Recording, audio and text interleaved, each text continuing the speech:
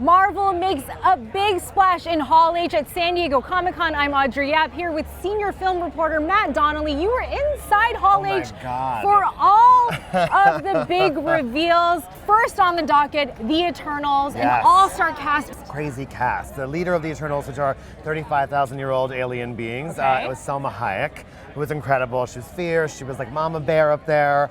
And an incredible supporting cast. You have Kumail Nanjiani, there's Richard Madden, Brian Tyree Henry is in the mix, which is a brand new name that we had no idea was even going to be involved. Right. There's a child actor. I think her name is Lauren Radloff. I have to fact check me on that one. And then Angelina Jolie, of course, which is like an incredible presence in Hall H. People like got up on their feet and screamed and jumped, and it was almost emotional seeing her come out here. And she said that her only goal would be to work twice as hard than she ever has because Marvel is the real deal. Such a diverse cast for the Eternals. And speaking of that, Shang-Chi, the big reveal. Marvel finally found its lead for its first Asian-led movie, Shang-Chi and the Legend of the Ten Rings. Simu Liu announced as the star. This was an 11th hour casting. Yeah, he said he did a screen test in New York on Sunday. He got the job on Tuesday, and Saturday he's here on the main stage of Comic-Con. Like instantly making 7,000 new fans. I bet you I would love to see his Twitter following like the minute before today and then now by the end of the day. But just incredible. I mean, and he's adorable. He played really well. He said, he's from Canada, and he said that his parents emigrated from China, and he always ever wanted to do his entire life was make them proud. But he said today, for the first time, he's very proud that he's not a doctor, and instead he's an action star. And Canadian fans would know him from the sitcom Kim's Convenience. Who else is joining him in the movie? Oh my God! Well, Awkwafina has decided to join the Marvel Universe and bless us.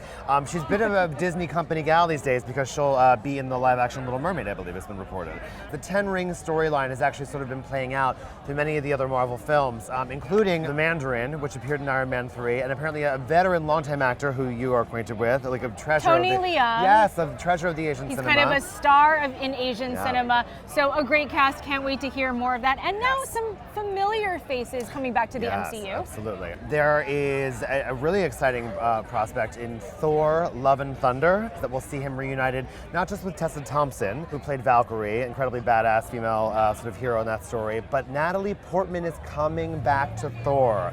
Academy Award-winning Black Swan Queen Natalie Portman is coming back. She is taking up the mantle, or should we say hammer, which she actually did during the panel. Absolutely. She'll be engaged in a storyline that sees Thor as a woman. So she'll be playing a female version of Thor as the God of Thunder, and she got to hold the big Hasbro hammer and said she was thrilled because she's always had hammer envy. And Taika Waititi taking up the directing helm, so he will be back in the mix, so we can expect some jokes in there. Absolutely. And I think that Natalie sort of is in a different place in her life and her career, and sort of being unleashed on this franchise as the person she is now is exciting. To quote her Black Swan character, "It's my turn."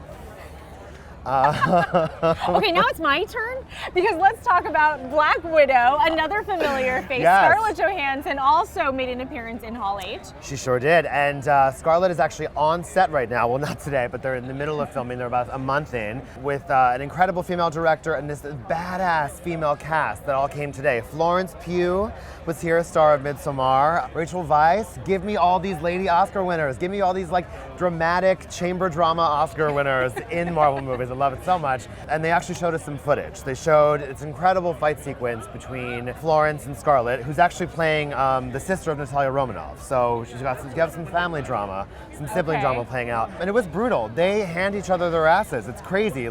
Scrappy, knife fight, glass breaking, just incredible, gritty action. It is a prequel, it seems, so if you've seen Avengers Endgame, you'll know that things end in a particularly interesting way for Scarlett there. And we do get a little taste of the villain in that film named Taskmaster. Oh, interesting. Yes. And also on stage, David Harbour, Stranger Things fame. He was very exciting. Doctor Strange. Also coming back, Benedict Cumberbatch made an appearance. Totally. And now this is going to play with the multiverse. Right. So we're going to get, and is this also the first horror installment that we're going to see in the MCU? Yeah, interestingly enough, so he will be entering sort of a different genre with director Scott Derrickson. They're going to play with the more horror elements and the gothic elements of the original comics. Scott Derrickson himself said that he thinks this will be the first sort of horror-skewing MCU title. So that should be really interesting to see how that goes. I mean, they're probably going after that Jason Blum money, so I don't blame them. Is Tilda coming back? Tilda, we don't know about Tilda, but Elizabeth Olsen is going to come on board and reprise her role as Scarlet Witch and sort of be his foil. So we'll see how that turns out. That's exciting though.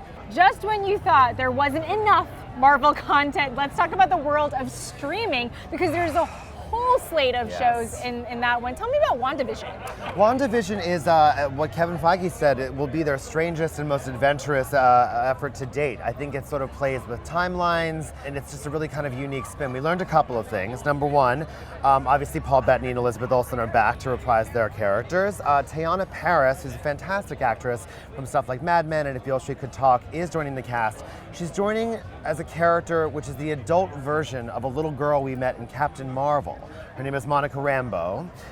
So you see, we're sort of jumping all over the timeline of Marvel storytelling. But it all makes sense. It all makes sense when you go back and watch it. And of course, not just WandaVision. We saw Anthony Mackie and Sebastian Stan, he's a little bit of the Falcon and the Winter Soldier. We also got word that Daniel Bruhl is coming back to reprise his role as the villain, which he met him in Captain America: Civil War. We saw a little bit of Loki. Tom Hiddleston got a lot of love from that crowd.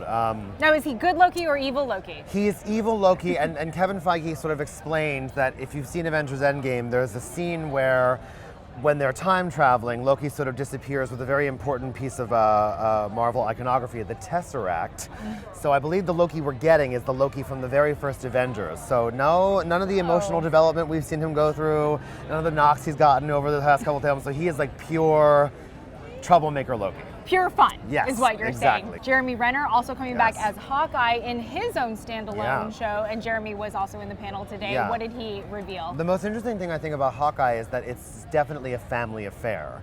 So if you've seen Endgame and you've seen him sort of teaching the kids how to use the bow and arrow, I think that'll come in handy at some point. And I believe that a female Hawkeye is in our future as well.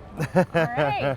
And then there's an animated show, What If, with a giant question mark. Yeah, that is not the Renee Zellweger Netflix original. It is actually the first animated series ever from Marvel. And what's interesting about this is it kind of imagines all of the heroes you know and love, sort of recast in different roles. I know it's sort of hard to imagine, but they showed images of Tom Holland as Hawkeye. They showed Haley Atwell as Captain America, and it's all animated. So, but what's interesting is that all the original actors, and you're talking like an army of very, very famous people, are coming back to lend their voices to the animated show. So I think that's going to be a really big and another big creative swing for Marvel, but also voiced by the people you know and love. And towards the end, Kevin Feige does this thing where he teases all these other titles. Let's run through them real quick. It was kind of insane. He dropped 5 or 6 total bombs and then just walked off the stage as if nothing had happened. Mic drop. Honestly, it's just like he's like filing his nails.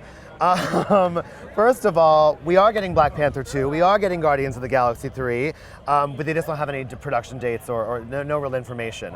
Captain Marvel 2 is coming. Brie Larson is coming back. It's incredibly exciting, but no details. And then Kevin completely casually drops that Fantastic Four is in development for a feature. So that's a Fox property that Disney took in its merger or acquisition of 20th Century Fox Film. Wow. And the people went wild. People went absolutely wild over it. Also, he talked about Mutants, which is a franchise of the X-Men. So that's coming. I don't know when or where.